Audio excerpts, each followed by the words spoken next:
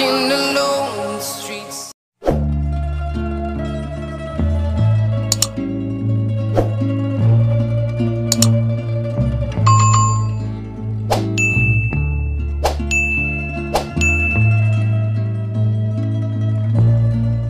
Rehan membuka pintu mobil yang telah terparkir di halaman rumahnya, bergegas turun dan berjalan menuju pintu masuk. Didapati dua orang pelayan sedang berdiri di depan pintu masuk. "Bibi, tolong ambilkan obatku," perintah Rehan sambil memegang kepala dengan kedua tangannya. "Baik, Tuan," sahut salah seorang pelayan. Spontan berlari memasuki ruangan, bercampur panik jika sudah melihat tuannya seperti itu. Rehan terhuyung berusaha berjalan menuju kamar dengan bantuan salah seorang pelayannya. Rasa nyeri yang teramat sangat di bagian kepala yang dirasakan Rehan membuat dirinya tak mampu menjaga keseimbangan tubuh. Refleks Rehan tumbang, terhenyak ke ranjang. "Tuan, ini obatnya," ucap pelayan yang telah berdiri di samping ranjang dengan memegang satu nampan yang berisikan satu gelas air putih dan obat. Pelayan tersebut membantu memasukkan obat ke mulut Rehan dan menyodorkan segelas air putih. "Oh ya, Bi, jika ada pihak rumah sakit menghubungiku, katakan aku sedang libur beberapa hari ini. Aku sedang tidak enak badan," ucap Rehan kembali berbaring, bersamaan menarik selimut menutupi tubuhnya. "Baik, Tuan," sahut pelayan tersebut sambil mengangguk. Tak lama meninggalkan ruangan tersebut. "Ibu, aku kasihan melihat Tuan menanggung sakit seperti itu. Lagian sudah beberapa hari belakangan ini penyakitnya sering kambuh. Aku takut terjadi apa-apa kepadanya," curhat gadis berumur 20 tahunan kepada ibunya. "Iya, Nak, ibu juga merasakan hal yang sama seperti yang kau katakan. Tapi kita tidak bisa berbuat apa-apa. Bukankah Tuan telah berpesan menyimpan hal ini agar tidak boleh satupun orang yang mengetahuinya, termasuk keluarganya?" jawab wanita parubaya tersebut kepada putrinya. "Tapi ini tidak adil, Ibu. Mengapa Tuan harus merahasiakan semua ini? Sementara sangat berbahaya dengan kelangsungan hidup dan masa depannya. Bagaimana kalau Ibu diam-diam menelepon Nyonya ke Amerika, memberitahu tentang penyakit Tuan?" sambung putrinya itu lagi. "Rika, tutup mulutmu," ucap perempuan parubaya tersebut agak meninggikan suara, memasang wajah tegang. Secepat kilat memegang lengan lalu menyeret putrinya ke dalam kamar. "Jangan pernah ulangi perkataan kamu itu lagi. Bagaimana jika Tuan mendengarnya? Kau ingin ibu dipecat dari pekerjaan?" ucap Bibi Rosida kepada putrinya. "Aku berkata apa adanya, Bu. Apa salah? Lagian Tuan Rehan adalah orang yang baik. Tidak mungkin mau memecat ibu begitu saja yang telah bertahun-tahun bekerja mengabdi kepadanya," ucap Rika polos sambil memainkan ujung rambutnya dengan kedua tangannya. "Nak, sebaiknya kau pikirkan saja masa depan. Fokus dengan kuliahmu. Ibu tidak mau melibatkan kamu dalam urusan pekerjaan. Seharusnya kamu bersyukur jika ibu memiliki tuan sebaik Tuan Rehan yang mau menampung dan menanggung biaya pendidikanmu. Untuk itu, kamu jangan terlalu jauh ikut campur urusan pribadinya.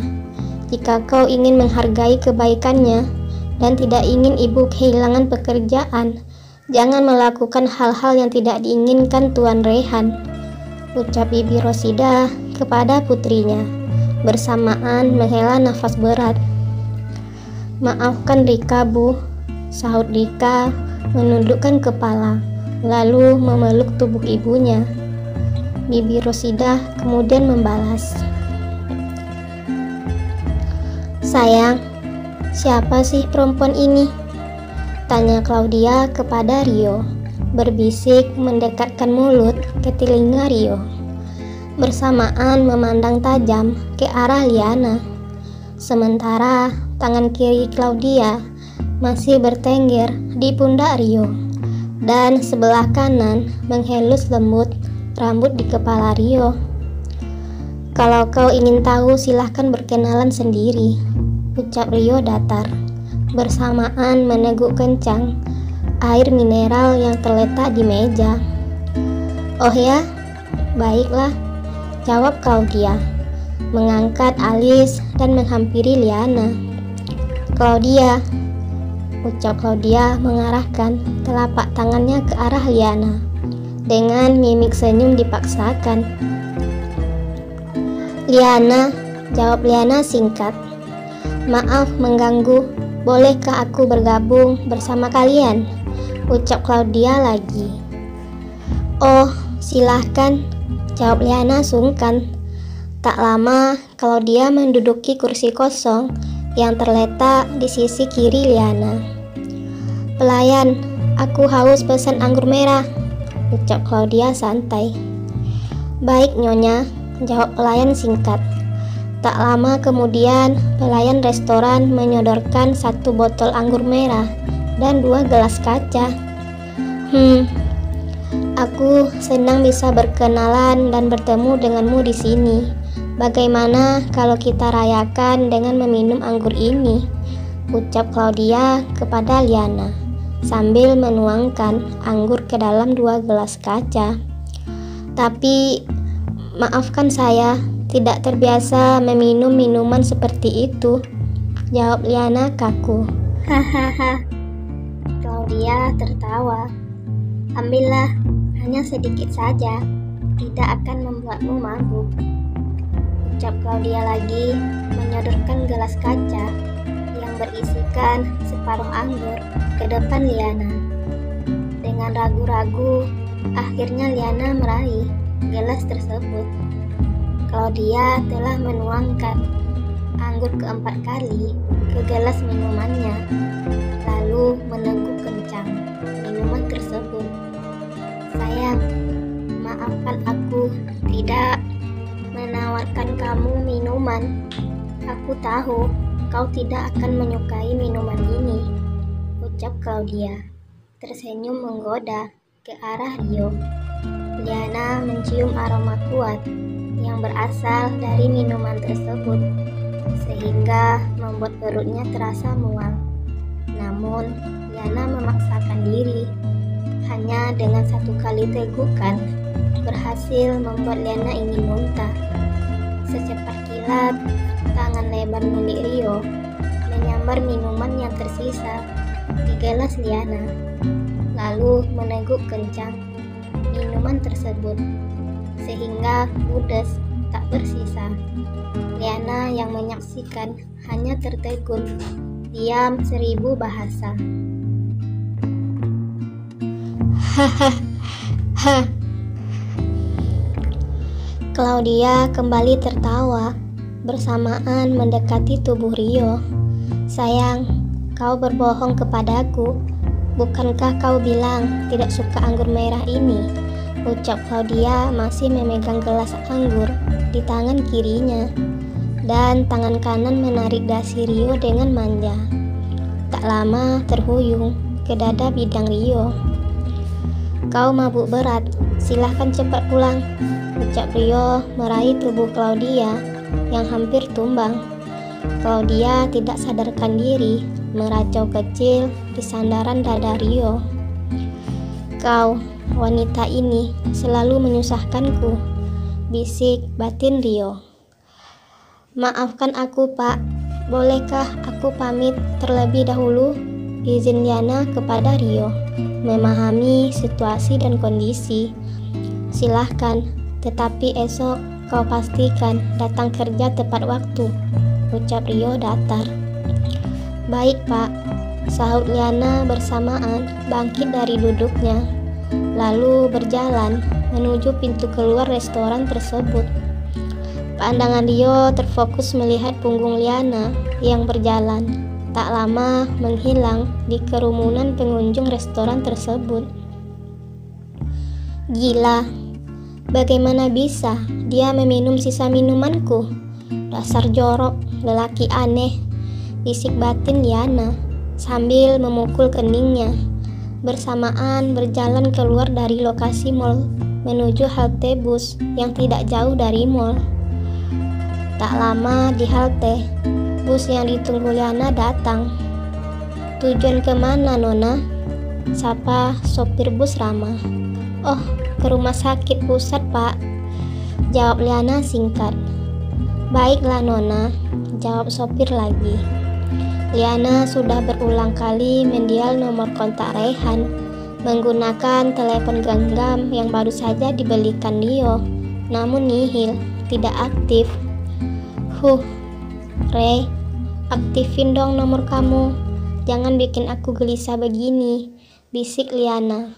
Kembali menghubungi nomor kontak Raihan, namun tetap tidak aktif.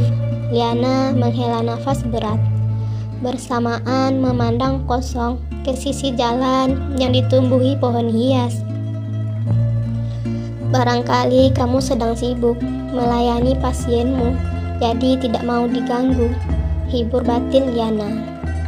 Spontan Liana tersenyum-senyum sendiri mengingat kejadian kala itu, di mana di saat Raihan menyambar tubuh rampingnya yang hampir tumbang di restoran itu. Nona sudah sampai. Liana tersadar dari lamunannya mendengar ucapan supir bus tersebut. Oh iya Pak, sahut Liana bangkit dari duduknya. Tok, tok, tok. Liana mengetuk pintu ruangan kerja Raihan. Ray, Ray. Liana memanggil, namun sepi, tidak ada sahutan. Liana meraih gagang pintu, alhasil tidak terkunci. Liana amati sekeliling ruangan, tidak ada tanda-tanda manusia yang barusan melakukan aktivitas. Ruangan tersusun rapi, tidak ada berkas-berkas yang tergeletak di meja kerja Raihan. Tak berselang lama, seorang perawat memasuki ruangan tersebut. Maaf Mbak, apa ada yang perlu saya bantu? Tanya perawat tersebut ramah, menyadari mimik bingung yang terpampang di wajah Liana. Dokter Raihannya di mana, Bu? Tanya Liana spontan. Oh, Dokter Raihan tidak datang. Beliau sepertinya ada urusan penting, lalu mengambil libur panjang, jelas perawat tersebut. Urusan penting? Batin Liana dihujami pertanyaan. Maaf Bu, jika Anda berkenan memberitahu saya. Urusan apa Bu? Tanya Liana lagi, terpampang wajah bingung. Maaf Mbak, saya sendiri juga tidak diberitahukan. Mohon maaf, saya pamit dulu Mbak, ucap perawat melangkah, ingin meninggalkan ruangan. Oh ya, terima kasih informasinya Bu, jawab Liana. Apakah yang dilakukan Raihan sehingga mengambil libur panjang? Lalu apa yang akan dilakukan Liana?